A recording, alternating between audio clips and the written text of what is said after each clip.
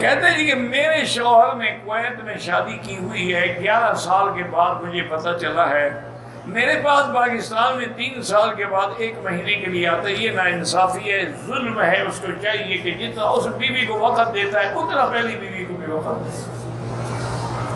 اگر انصاف نہیں کرے گا تو قیامت میں فالج زدہ اٹھے گا۔ اب دیکھیں کہ حضور صلی اللہ علیہ وسلم پابندی نہیں تھی، اللہ نے آپ کو اجازت دی تھی، لیکن اس کے باوجود بھی حضور نے نوبہ بنایا ہوا تھا کہ یہ دن فلاں بیوی کا ہے، یہ فلاں کا ہے، یہ فلاں کا ہے، یہ فلاں کا ہے۔ عصر کی نماز کے بعد آپ ہر بیوی کے گھر میں جاتے تھے 5 منٹ 10 منٹ، لیکن رات وہاں گزارتے تھے جس کی باری تھی۔ یہ ظلم ہے کہ تم کویت میں بیٹھے رہو، بیوی پاکستان میں پڑی رہے، کیونکہ تمہیں تو وہاں بیوی مل گئی، پھر وہ کیا کرے؟ وہ بھی وہاں کوئی شوہر ڈھونڈ دے۔ اگر تم یہ چاہتے ہو، یہ بے غیرتی برداشت کر سکتے، یا پھر جان چھڑاؤ، اس کو طلاق دے دو کہ سخت ہو، وہ جا کے بیچاری اپنی کوئی دوسری شادی کر۔ یہ تو مطلب نہیں ہے کہ بیوی تیری ہے اور 3 سال وہ اکیلے رہتی ہے۔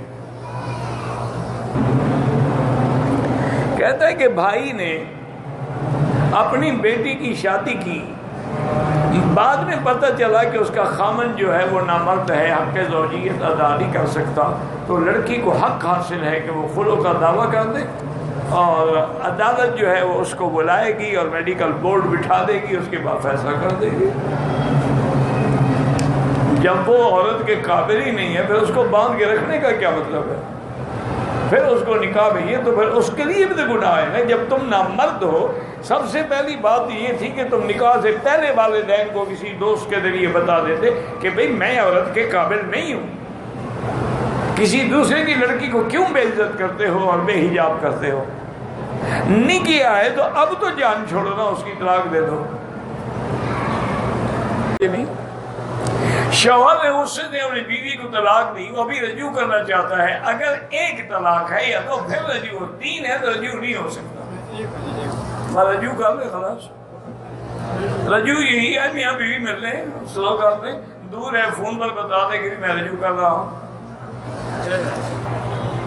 کہتے ہیں جی کہ میں ساس بہو کے جھگڑے ہوتے ہیں، اب مصیبت یہ ہے کہ میری بیوی کو وہ نوکرانی سمجھتی ہیں، میں ایک ڈاکٹر ہوں، گھر میں والدہ اور بیوی کے، تو آپ بیوی کو الگ رکھیں، جھگڑا ہوگا ہی نہیں۔ جب ان کے پاس نہیں رہے گی نا تو ان کو بھی عقل آ جائے گی۔